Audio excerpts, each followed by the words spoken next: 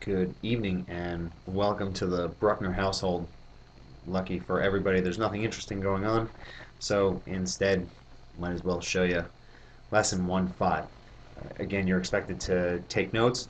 Um, I will be checking these notes. I could be checking these notes, and there is another few questions for you to do at the end of this particular set of notes. So let's get right into it. Some of you guys have some of this written down already, so um, it might be new pictures, might be something else helpful. Check it out. So 1-5, we're talking about angle pairs. Again, all angles in twos. So the first set is adjacent angles. And as you see on the screen, adjacent angles are two angles with a common side and a common vertex. So the picture that is drawn below has three different angles, 1, 2, and 3. Angles 1 and 2 are adjacent angles. Angles 2 and angles 3 are adjacent angles. They are sharing sides. Angles 1 and 2 share this side, and they have that vertex. 2 and 3 share this side, and they have that vertex. 1 and 3, while they share a vertex, do not have a common side. As a result, they would not be adjacent angles. Moving on. Next is complementary angles. Complementary angles are any two angles that add up to 90 degrees. And so there's two different pictures here written. Uh, this picture on the left-hand side of a right angle in total is then broken by some ray, segment, or line.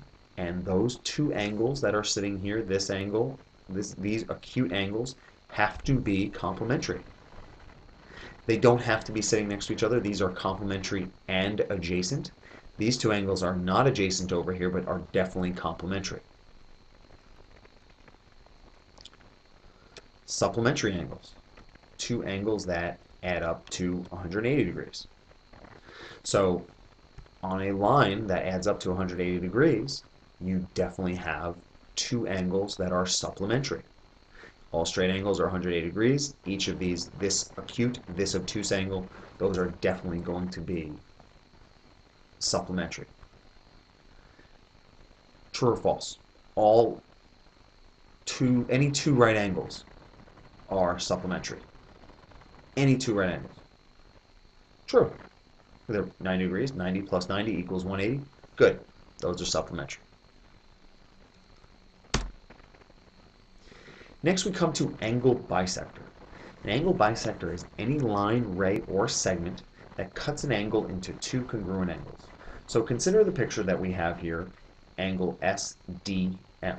That is a relatively large obtuse angle. We've talked about having estimates there. I don't know, I may estimate that whole angle SDM, 135, 145 maybe, something like that.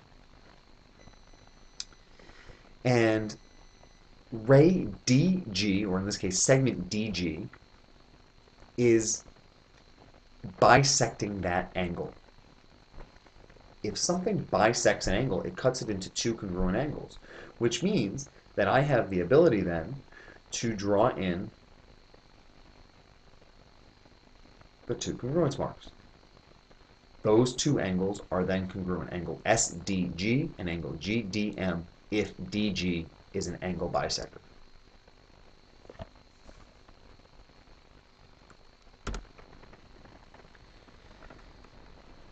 And the next set of angles, one we have not talked about, are called vertical angles. Vertical angles are very important angles. We will discuss them for a long time. They will show up in a lot of different pictures. Vertical angles are two angles that lie on opposite sides of a vertex and are created by the intersection of two lines. So sometimes there are some very confusing pictures that have multiple lines and segments in them. You will know vertical angles are vertical if only two lines create those angles. And you can see that in the picture below.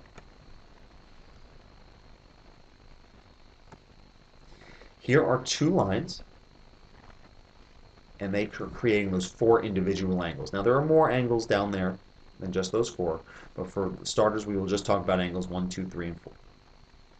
There are two pairs of vertical angles in that picture. What pairs are those? Angles 1 and 3. these two angles, 1 and 3, they lie on opposite sides of this vertex right here.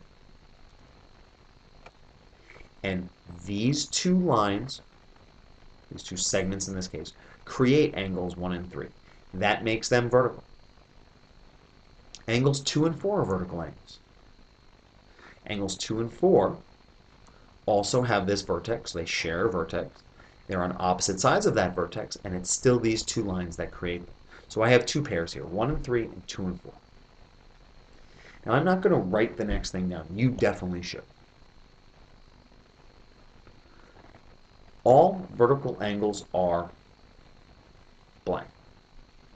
All vertical angles are, well, let's take a peek at this picture. Let's see what they look like. Angle 1 and angle 3 are vertical angles. They are both obtuse angles. And if I look at them, kind of spin my head, maybe look at how much I think their measure might be, I think they look to be about the same. And as it turns out, they absolutely are. All vertical angles are congruent. So angles 1 and 3 are definitely congruent. Angles 2 and 4, these are acute angles. They look to be about the same, and they are. Those two angles are definitely congruent. All vertical angles are congruent. Make sure you write that down. Same picture, different definition. Now we're going to talk about linear pairs. Linear pairs are two adjacent supplementary angles. So they are linear, they're on a line, they are adjacent, they are right next to each other, and they're supplementary. So going back to my picture, I'll erase what we had up here already. I have many linear pairs here. Let's start by dealing with this line. Angles 1 and 2 are a linear pair. They lie on a line, they are adjacent, they're next to each other, and they're supplementary. We call those a linear pair. So not only angles 1 and 2 are a linear pair, but now angles 2 and 3, angles 3 and 4, and angles 1 and 4. Those are all linear pairs. Linear pairs are supplementary. If you find them, add up one angle to the other angle, and that will equal 180 degrees.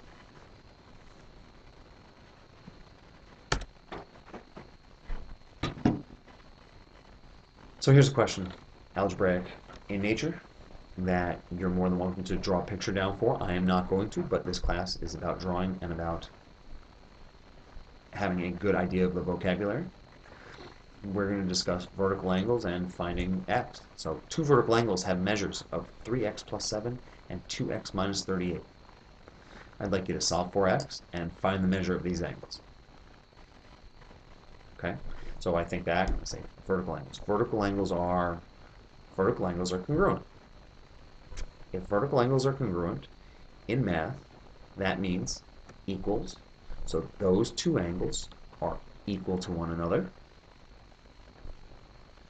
3x plus 7 equals 12x minus 38. Now I'm going to perform some algebra. Subtract 3x from both sides, add 38 to both sides. Get 9x is equal to 45. Divide by 9, x is equal to 5, and then I make sure I answer the question. I did solve for x, but I'd also like to find the measure. So to find the measure, you plug into either of the angles. They're congruent, so it doesn't matter. 3 times 5 plus 7 is 15 plus 7 is 22 degrees. Could have done the same thing for linear pairs, except linear pairs would have had a different result because clearly they would be supplementary.